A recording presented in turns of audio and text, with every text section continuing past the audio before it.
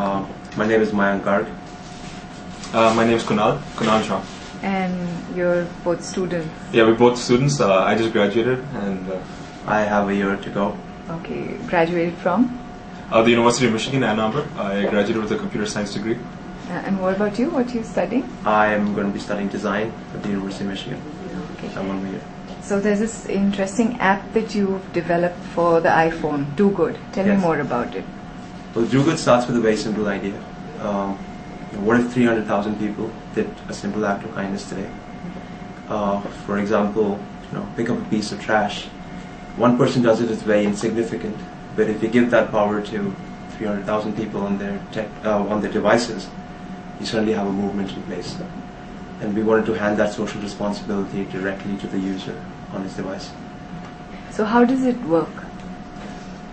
Well, so like Mayank was saying, there are 40 million iPhone users out there. 40 million is a big number. I mean, it's a pretty big segment to target. And so we said, why not do something where basically you can? It's the concept of crowdsourcing, where it's one person does something, but if thousands of people do it together, it's a pretty significant movement. For instance, give me a real life example. Sure. So I mean, so we're talking about random acts of kindness. Just for instance, yesterday, being a Sunday, being a weekend, in most parts of the world, we had Family Time Sunday, and we kind of keep repeating this every Sunday. So basically, we encourage the user to spend time with his family, put all distractions away, and say, engage in 1 or 2 hours of quality time with your family. And that's like an act of kindness, because you're basically encouraging the user to do something which is out of his way. But he has to actually go out of his way to do something with his family. So who drives and selects these acts of kindness? So the iPhone presents you with a simple interface where every day there are different DoGoods. Currently, the DoGoods are being generated and presented by us. There is basically every day there's a different DoGood to do, and the iPhone presents you with what the message is. Okay. You have a simple done button and some publishing options, which Mike will tell you more about. Once, as Kunal said, once you press the done button, we wanted to make the DoGood application socially responsible. And to make it socially responsible, we had to add social connectivity features. Facebook is one of the biggest social networks out there, and so is Twitter. So we've added the features for people to post messages through Facebook and through Twitter, and now we've added a new feature where people can send messages directly through email. So if I did, I spend time with my family on Sunday. I actually went out and saw a movie. So I would send out an email to my friends. I went out and saw a movie with my family on Sunday. Didn't enjoy it much. It was quite boring, but I had a really good time because I was out with my parents. I can do the same thing on Facebook. I can do the same thing on Twitter. The idea is to push out something so simple on free networks without we don't have to really spend anything on advertising, getting out to any other networks. We're using everything that's at our disposal, free social networks. So the good thing is that the user is evangelizing the application for us, as opposed to we going out and spreading the message. This word of mouth organic growth is happening through Twitter and Facebook. So would you at a later stage allow other people to post options for doing good? Right, so what we have is within the app you actually have an option to suggest what the DoGoods are, and we've got basically good responses coming in, about 20 every day, where users suggest different kind of DoGoods to do. And this is kind of interesting because while we've only started with the iPhone, the fact that we've leveraged Facebook and Twitter means it's being exposed to several thousand people more. Because if I say have 100 friends on Facebook or Twitter and I post a message, those 100 basically get to know about it, and so on and so forth. It grows exponentially. And people who don't even have iPhones still know about what the DoGood is, and so they can actually, we can't track that, but at the same time they can actually, participate in the movement. So do you have a Facebook page or? Yeah, actually we do. If you go and search for DoGood on Facebook, we have about 150 fans on Facebook. 198. What's that? 198. I guess 198. Oh, 198. And on Twitter?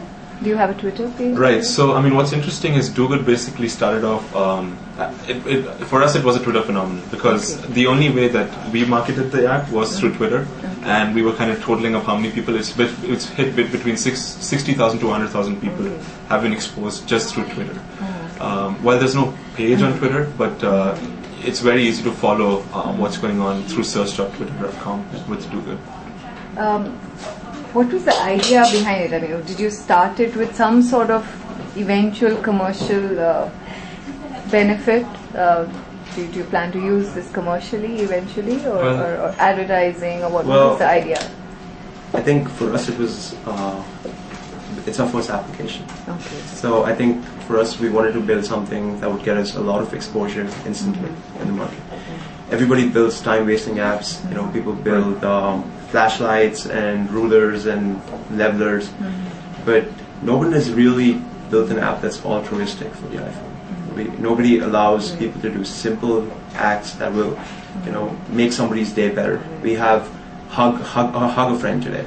Something so simple, but we've seen thousands of people do it in a single day and come back to do it again. And the beauty of it is that since we've shown people that we're an earnest company and that we're, you know, out to make socially responsible applications, people are just always nice and they're always championing our cause. Tell me more about your company. So Mobilate, I mean, given the fact, you know, we are from the university and stuff, the university actually hosted a class for iPhone development, and that's how Mobilate was born. So we basically said, okay, you know, this is a great paradigm. I mean, the mobile platform is something that we all should, you know, kind of target. And from this class, we basically formed a, you know, a company, and we said, this is what we're going to do for the summer. We have 2 months in the summer, so let's make something happen. And that's how the company was born, out of just the whole class. And Mayank, me, and Jason, he's another developer on the team back in the US currently.